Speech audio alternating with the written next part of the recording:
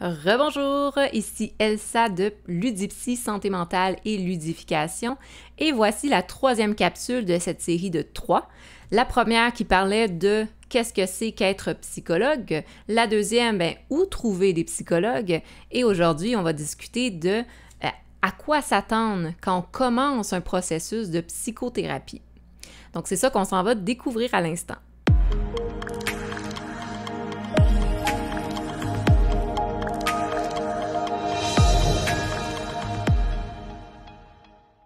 Donc, c'est important de savoir que chaque psychologue et chaque approche théorique a quand même une structure différente. Ça veut dire que ça va dépendre, bien sûr, des années d'expérience du psychologue, ça va dépendre de son tempérament, sa personnalité, ça va dépendre de son approche théorique et ça va dépendre aussi du motif de consultation de votre demande.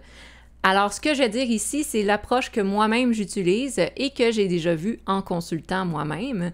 Par contre, il y a différentes approches aussi qui peuvent différer de ce que je vais dire aujourd'hui. Donc, de mon côté, en psychologie, j'ai l'approche TCC cognitivo-comportementale avec une approche humaniste également, très axée sur un travail collaboratif avec le client. Donc, j'utilise vos forces personnelles pour vraiment faire un travail collaboratif basé sur vos intérêts aussi, sur vraiment qu'est-ce qui vous motive dans la vie. Dans mon approche, la première étape, c'est lorsque vous, exemple, m'écrivez pour une consultation et que, disons, j'ai de la place de mon côté dans mon horaire, on va programmer une première rencontre. Cette première rencontre-là, ça va être ce qu'on appelle une rencontre de prise de contact. Ça veut dire que la première rencontre n'est pas nécessairement un engagement qui vous oblige à rester à long terme dans le processus. Vous allez voir, dans la première rencontre, c'est surtout pour vous mettre à l'aise, pour créer un lien de confiance, mais aussi, de mon côté, c'est pour apprendre à vous connaître. Donc, lors de la première rencontre, souvent, les psychologues vont vous expliquer qu'est-ce que c'est que les modalités, qu'est-ce que c'est que le fonctionnement administratif, par exemple, la politique de frais d'annulation, comment mettre fin au suivi, aussi par rapport à tout ce qui est la confidentialité et l'anonymat. Donc, la confidentialité est très importante ici. Ça veut dire qu'on ne veut pas qu'il y ait de conflit d'intérêts ou on ne veut pas non plus qu'il y ait de conflit dans la relation thérapeutique. À ce moment-là, n'hésitez pas lors de la première rencontre à poser toutes vos questions. Le psychologue est là pour y répondre. Donc, lors de la première rencontre, dépendamment des approches, soit qu'il va y avoir des questionnaires à compléter, des tests psychologiques, ou c'est une première rencontre surtout de discussion où est-ce qu'on va explorer le motif de consultation. Motif de consultation, c'est quoi? C'est la demande, la raison pourquoi vous voulez commencer un suivi en psychothérapie.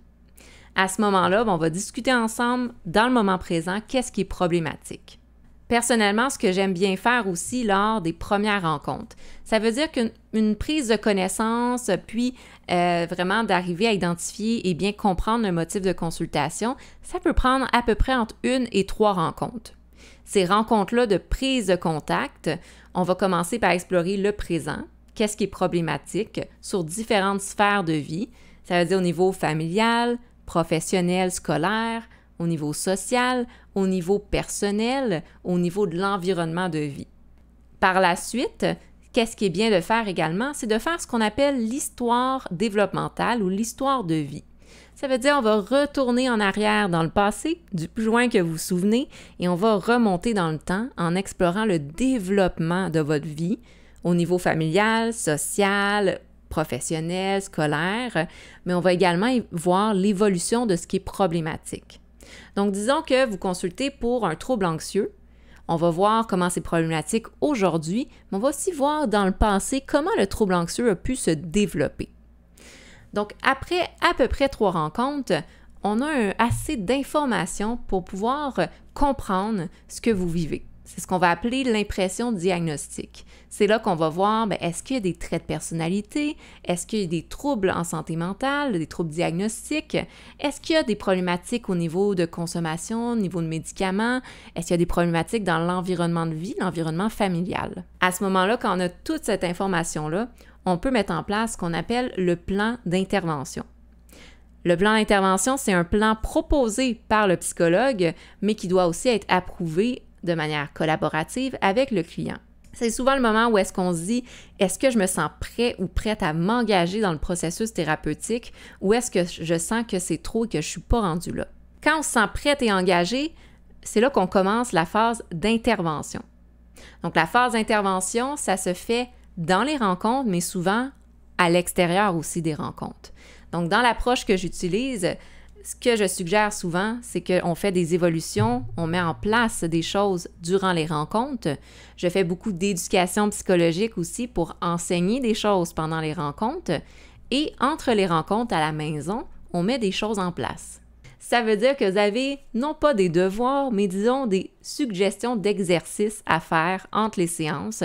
Ça permet de rester dans l'engagement dans le processus thérapeutique, mais ça permet surtout de gagner confiance qu'on est capable de mettre les choses en place. Disons encore une fois un trouble anxieux. Disons que j'ai de la phobie des chiens, j'ai peur des chiens. À ce moment-là, graduellement, on peut faire de l'exposition. Ou on peut graduellement regarder des photos, des images de chiens dans les rencontres, mais aussi entre les rencontres. Différentes approches ont différentes problématiques également, mais c'est souvent une approche qui est complémentaire. Une fois que le processus de traitement avance, on fait de temps en temps des phases de suivi.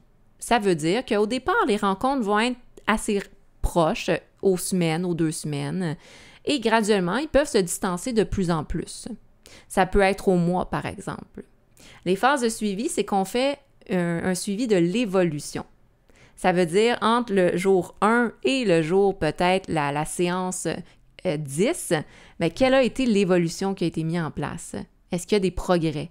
Quelles sont encore les choses difficiles? Quelles sont les choses à améliorer? Est-ce qu'il y a des éléments nouveaux? Donc, à travers ça, ça permet de se recentrer et de voir vers où on s'en va.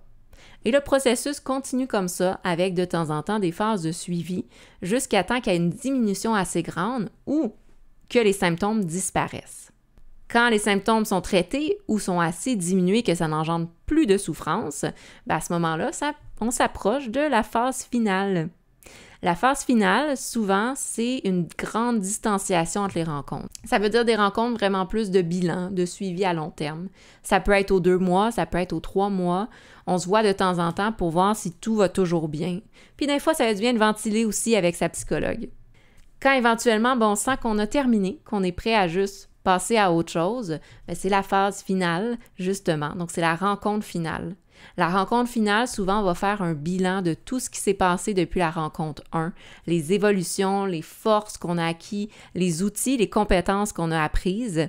Et on peut faire un plan de rechute. Un plan de rechute, c'est que si jamais là, il se passe de quoi et que j'ai un autre symptôme anxieux ou que le symptôme anxieux réapparaisse, parce que ça arrive dans notre vie, qu'on vit des phases d'anxiété, bien à ce moment-là, qu'est-ce que je peux mettre en place? Il faut se rappeler que tout ce qu'on a fait dans le processus thérapeutique ne va pas disparaître. On veut avoir la confiance qu'on peut aller chercher les outils dans notre sac à dos et les utiliser au bon moment. Et bien sûr que dans tous les cas aussi, c'est possible de revenir en consultation. Et voilà, bien, c'est un processus thérapeutique standard. Bien sûr, ça change encore une fois d'une professionnelle à l'autre. Par contre, en moyenne, ça ressemble à peu près à ça. Comme j'ai indiqué, mais surtout, n'hésitez pas à poser des questions et même à demander quelle est l'approche de votre thérapeute. À ce moment-là, c'est très important d'avoir un lien de confiance, de sentir qu'on peut s'ouvrir à la personne. Parfois, c'est pas rapide. Parfois, ça prend 1, 2, 3, même 5 rencontres avant de sentir un lien de confiance. Ça dépend bien sûr de nous-mêmes, mais à ce moment-là, n'hésitez pas. Une chose que j'aime bien recommander, c'est essayer.